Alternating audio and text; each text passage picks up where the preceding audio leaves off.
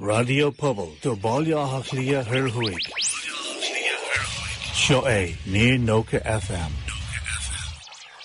Cé chuí bhfuil tú Éamonn? Tá me go maian a Ciarán. Tá Éamonn buintach le go na Gaeltachta agus bhí crunne acu le daoine ar an teachtaí go lá don mí seo maidir le cuasaí faoin san Gaeltach agus an Bord Snip Nua. Inis Éamonn an détá a léirú dún cad a hit amach ag an crunne sin? Well, vi couple cruniú agin revision agus vi na cruniation is dini as an chantar is mó a drastal ar na cruniation sin as cantar gidor agus claichanil agus mar sin de agus vi me geri an rud a lethnú a mas so da is gevit me a gromig lord har ken Gaeltachtaí hier hanil so hog me karúd an na kasti agsule ins na cantra le Gaeltachta ó yeskert hier hanil gji tweskert hier hanil hacht gji an cruniú seo agus hannig dini ó bag na Chasta pobl ins na Gaeltachtaí sin ó Gleanhalm, Kill, Tílin, Ballin na Finne, ran na Farsche, na Dúnmh agus Fáinid agus Gidor agus ran na Farsche hagan cruniú sin agus dúirtead go raibh Lancet a takeí ar tuairtúin. So bhí meid an heasta leis an ggóil meid an an rain is ggóil mar deartha. Gaeltacht cíar chonal aontaithe ar thuail an achta seo an éid na moltaí atá ag deanta an Bord Snip. Nes níormid mar deartha céad fan géad an éid na moltaí seo a tá meid geri go principal area go ar cosanta dhéanú ar principal area a hasí much na Gaeltachta le na haid raibh seo. Agus déint chuile duine go chur an bhfeachtas phobal seo a leithnú amach freisin nach sé well síimiid gur an head chéime nó well tá go bhhaid an Kennedy poblí éitiúile nar as factas neamhfáilitiúil agus trasfartí an seo agus tá tar éis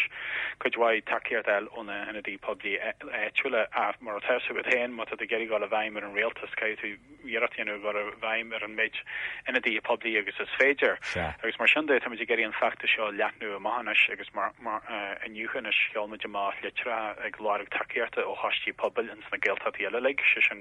don chuid is mó na córchamin a fásta grúpi eile atá féimú agus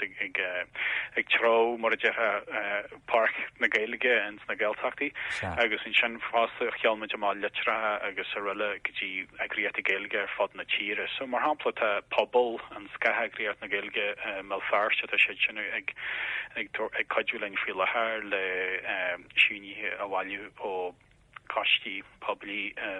sa tuisgurt agus tásúlagin go méid costí sa hoidealadan siar ag déanú an rud céan agus a codúlein agus go méid factas aontaí a bhain le cosanta dhéanú ar an Gaeilge agus an Gaeltacht. Se tá neirt le chéile gan éras agus hit rud ag an maith amach gan éras mar dúirt an seanadár ar píosa darthaí go méid sé sásta rúntaíochta chós cá an seanad nach cha? Sé well tan achaní atágann tá sé siníthe ag an de chanadár éitiúil se sin an seanadár píosa darthaí agus an seanadár Brianna Donal agus tá sé táhacht a dúin was it ggóil mar deartha takeíart trasfartí agin agus bhí píras a Labhair ní Brianna Donal an bheith Labhair íarna a dúir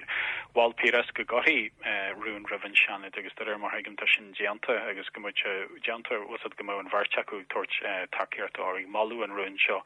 So is maithín rud sin mar go daginn si buide profil rubag níos náisiúnta nó profil rubag níos airde don achtas agus de réir a chéile sílim tamid tan factas ag bailú neart mar sin agus tamid ag súil fásta go méid an an rud céarna dhéanú ag level na cóirlaí condaid agus ar an hí sin go méid brú a chartar an réaltas ó chalachaí faoin rud seo agus mar sinimiid go rud inta táhachtatá agus go rud náisiúnta ceis náisiúnta atá an Gaeilge agus an Gaeltacht was a ní le man an Gaeltachta a bhain an Gaeltacht as was a tan agriíart i Gaeilge agus mar sin las muid an Gaeltacht bhí sé a gcónaí a tuairt takeíart allhúir an Gaeltacht agus tá sé táhachtta go gúch bitir aontaí agan agus muid chorin an éid na moltaí seo. Well, míle buchas le radí sin Éamonn agus caiith tú tacht a raisciún a ríis nuair bíon an crinú eile sa todhchaí a gcuimh agus aon nuacht eile. Gur míle mai an ábhar seo agus tá mám bhuacht tacht ar an chlár inniu. Gur míle mai. Slán go fáil Éamonn. Slán gur mágat. Radio Pobl, do báileach lia Hirhuig. Seo é, ní nócha FM.